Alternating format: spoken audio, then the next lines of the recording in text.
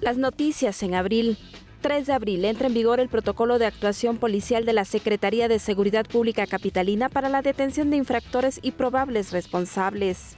Además, también establece derecho y facultad de la policía para saber en qué momento debe detener. 4 de abril. Inician los bloqueos de los maestros de la CENTE en Guerrero. Marcharon sobre la autopista del Sol en Chilpancingo hacia el puerto de Acapulco, como medida de presión contra la reforma educativa. 5 de abril, se intensifica el bloqueo en la autopista del Sol. Los de la CENTE se niegan a cumplir el acuerdo para sostener un diálogo con autoridades federales. Más de 2,000 federales desalojaron a los docentes de ambos carriles de la autopista y el gobierno lanza la primera advertencia.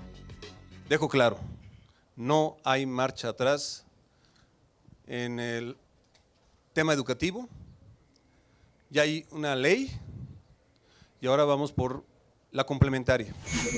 8 de abril, a los 87 años, murió la Dama de Hierro, la primera mujer en gobernar Gran Bretaña. Líderes mundiales lamentaron el fallecimiento de Margaret Thatcher, incluyendo al presidente de México, Enrique Peña Nieto.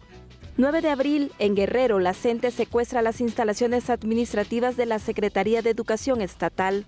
Ya no es el puro gremio organizado, son las organizaciones sociales las que están saliendo a la calle junto con el magisterio por la claridad del momento. La defensa de la educación nos requiere de todo. 10 de abril, más de 2,000 maestros de la CENTE nuevamente salieron a las calles de Chilpancingo. 11 de abril, nuevo bloqueo a la autopista del Sol, a la altura del Parador del Marqués, afectando a miles de automovilistas. 12 de abril, integrantes del Movimiento Popular de Guerrero bloquearon las entradas en tiendas departamentales. Con mantas y vallas impidieron el acceso a usuarios y personal. 15 de abril, noticia que impacta al mundo. Se registran 2 explosiones con bomba casi simultáneas en la ciudad de Boston, mientras se realizaba la carrera de maratón de la ciudad, la más antigua del mundo. 15 de abril, a poco más de un mes de la muerte de Hugo Chávez, Venezuela realiza sus elecciones. Nicolás Maduro resulta electo para el periodo 2013-2019. 15 de abril, los titulares acaparan el rescate de una niña de 4 años llamada Valeria. Estuvo desaparecida durante 12 días, fue robada en una plaza comercial en Texcoco, Estado de México, y fue localizada en El Salvador. 16 de abril, después de que Nicolás Maduro fue proclamado presidente de Venezuela, comienza la violencia entre simpatizantes del oficialismo y opositores.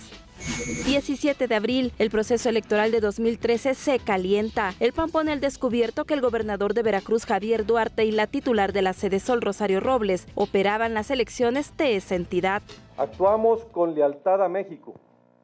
Hemos cumplido con honor nuestros compromisos y por ello tenemos derecho a exigir que se actúe de la misma manera tanto su partido como su gobierno. 18 de abril, se anuncia que fueron destituidos 6 funcionarios presuntamente involucrados en esta red electoral. Nosotros hemos decidido de separar provisionalmente de su cargo mientras las autoridades competentes realizan la investigación conducente al delegado Ranulfo Márquez Hernández, delegado de Sedesol en Veracruz. 19 de abril, maestros, estudiantes, comerciantes, organizaciones sociales y transportistas paralizaron Michoacán. Ante amenazas de ataques con bombas, varias alcaldías evacuaron a su personal, mientras que en las escuelas cerraron las puertas. 19 de abril, el presidente Enrique Peña Nieto da espaldarazo a la secretaria de Desarrollo Social, Rosario Robles. Le pide aguantar las críticas. Rosario, no te preocupes, hay que aguantar porque han empezado las críticas, han empezado las descalificaciones de aquellos a quienes ocupa y preocupa la política y las elecciones. 20 de abril, se recrudece el conflicto en Ciudad Universitaria. Alumnos de varias facultades de la UNAM exigieron a los paristas que tenían tomada la torre de rectoría que la desalojara. El problema es que ustedes se hagan llamar por todos nosotros. Ustedes son una minoría. Aquí estamos nosotros. Es que somos todos. No apoyamos el movimiento. 23 de abril, el pacto tiene su primer tropezón. Se suspenden las actividades por los presuntos casos de mapaches electorales en algunas entidades del país. Y que permitiera justamente tener esta posibilidad de encontrarle y de darle un cauce positivo a los reclamos que hemos planteado. 24 de abril, el Pacto por México resurgió de las cenizas. Duró un día muerto. Creo que el pacto tiene suficiente solidez, suficiente valor político y social como para que no se detenga y además no se convierta en rehén de las elecciones.